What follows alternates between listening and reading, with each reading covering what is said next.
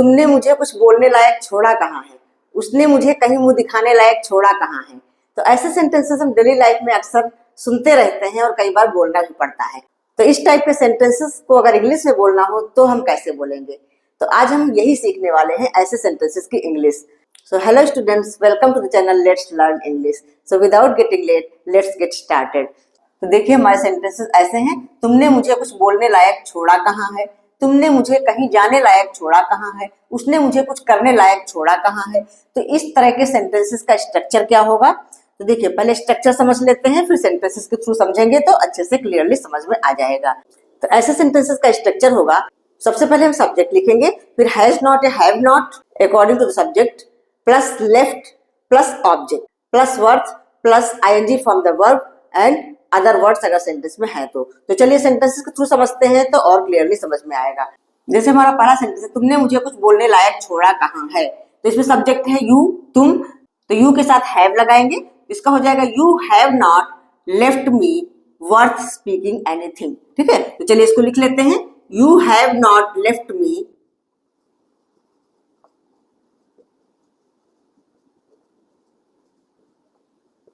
You have not left me worth speaking। Verb की first form के साथ ING, इसलिए यहाँ पे हो गया स्पीकिंग। तो ये हो गया हमारा you have not left me worth speaking anything, मतलब कुछ बोलने लायक, तो लास्ट में अदर वर्ड में आ गया हमारा एनीथिंग। ठीक है, तो इसका हो गया you have not left me worth speaking anything. Next sentence है, तुमने मुझे कहीं जाने लायक छोड़ा कहाँ है। तो इसमें भी हो जाएगा उसी तरह से, you have not left me worth going anywhere. कहीं तो एनीवेयर हो जाएगा। चलिए इसको भी लिख लेते हैं, you have not left me worth going anywhere. You have not left me worth going anywhere. कहीं जाने लायक, worth going anywhere. Next sentence है, उसने मुझे कुछ करने लायक छोड़ा कहाँ है। तो अब यहाँ पर सब्जेक्ट है उसने, मतलब ही, तो ही हैज नॉट लेफ्ट मी, इस तरह से होगा इसका। तो चलिए इसको भी लिख लेते हैं,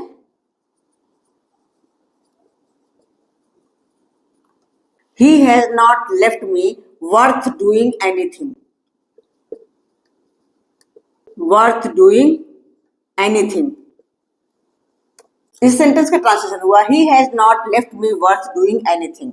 नेक्स्ट है, तुमने मुझे किसी के सामने मुंह दिखाने लायक छोड़ा कहाँ है। तो इसका भी इसी तरह से हो जाएगा, तुमने मतलब you have not left me worth showing my face before others. चलिए इसको भी लिख लेते हैं, you have not left me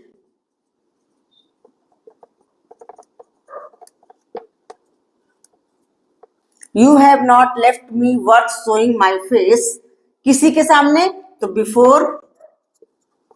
before others. इसका हो गया you have not left me worth showing my face before others, या बिफोर की जगह आप इन फ्रंट ऑफ अदर्स भी लिख सकते हैं। नेक्स्ट सेंटेंस, उसने मुझे कहीं का नहीं छोड़ा। तो ये सेंटेंस थोड़ा सा अलग है ऊपर वाले सेंटेंसेस से। ये हमारा पास्ट इंडेफिनिट टेंस का सेंटेंस है और पहले वाले सेंटेंस हमारे प्रेजेंट परफेक्ट टेंस का रूल फॉलो कर रहे थे उसमें, क्योंकि उसी तरह के थे। तो ये बिल्कुल सिंपल है, इसका स्ट्रक्चर भी अलग है, बिल्कुल सिंपल सा है। उसने मुझे कहीं का नहीं छोड़ा, यहाँ सब्जेक्ट उसने है ही, तो ही लेफ्ट मी वर्थलेस, बस इसको हमें ऐसे लिख देना है, ही लेफ्ट मी वर्थलेस।